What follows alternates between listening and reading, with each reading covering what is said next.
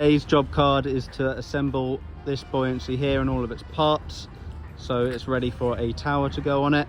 And today this video will show you a step-by-step guide on how to achieve that. One is to get the floats quadrants and turn them into halves. So the way you do that is obviously, as you can see here, get the two pallets together, merge the two quadrants so they're flush with each other.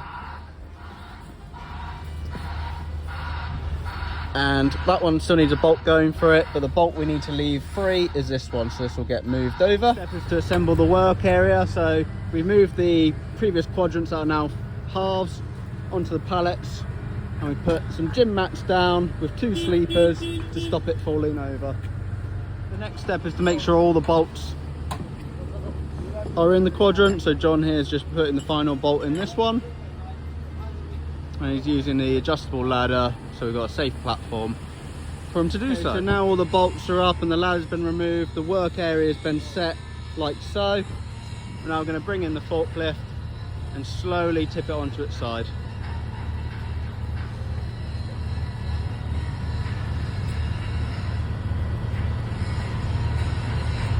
Like so. Next step is to bring the sleepers in on either side so they're nice and snug and they keep the buoyancy in one place. So all they're going to use is using the forklift, they're going to push it in closer and closer, like so.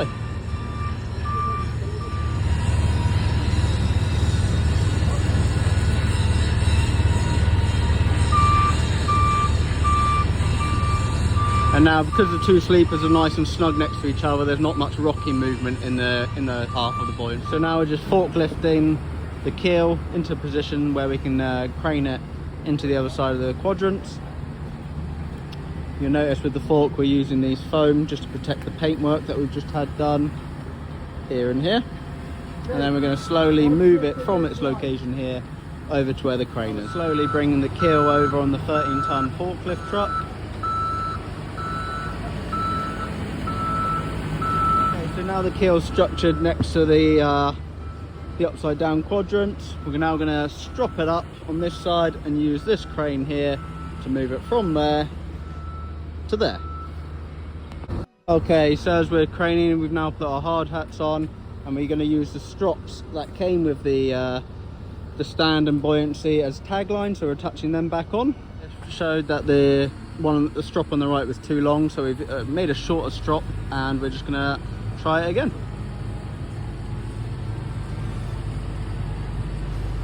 Nice.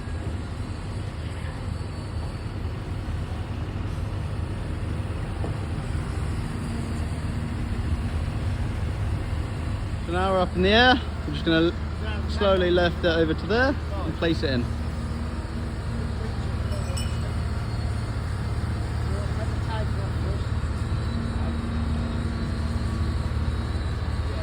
Tag lines to help the crane driver get it flush. So now I'm just going to slowly lower it into the core. The keel structure's in the core.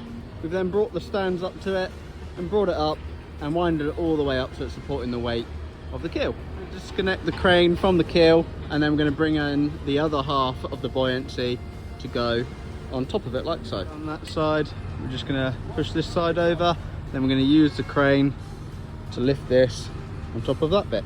Ensure the strop is through the middle bolt and all these bolts are done up. What we're going to do now is wrap this one over onto this gym mat, and the forklift driver is just going to slowly lift it up, the same as we did beforehand, but obviously on the opposite side.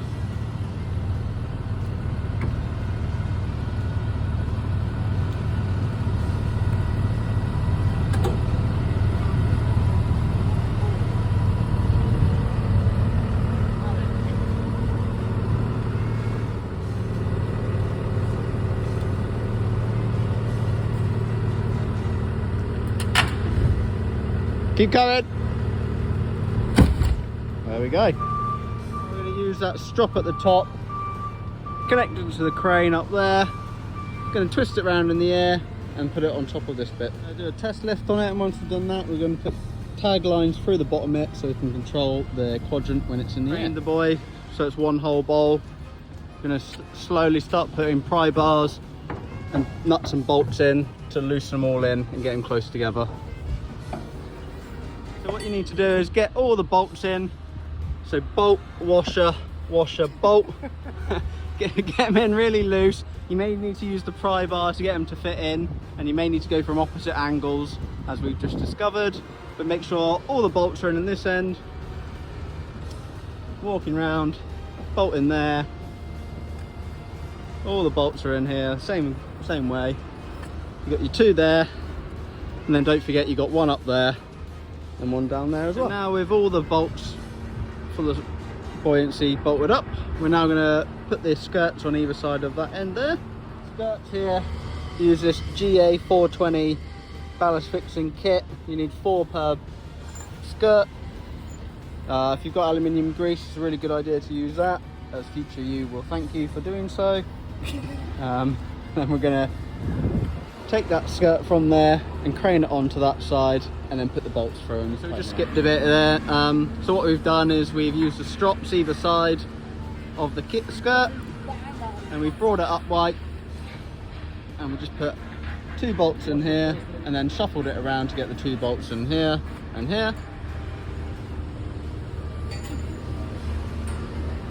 Next part is to get that part of the skirt on that part of the keel, and then we're going to strap it to the crane and lift it on. Okay, so we've stropped this one up in place and moved in position, and now we're just putting the bolts in each hole. The easiest way of tightening these up is using the impact gun with an open-ended socket on the other end. Tell me when you're ready. Go. Now the 2 halves of the skirts are on, we're just going to prepare the buoy to rotate it from horizontal to vertical, and the way we're going to do that is going to use the 2 5-meter strops through that lifting point and that lifting point. Test lift, we've got 2 5-meter strops with a 2-meter strop there and an 8-meter strop there, tricked around the back. Now we're just removing the stand so that they don't get caught up in it. Test lift, we're happy with the test lift. We've got 2 people on tag lines to manoeuvre the buoyancy around, and we're going to slowly lower it into the water. Keeping the tag lines taut so it's facing away from the quayside.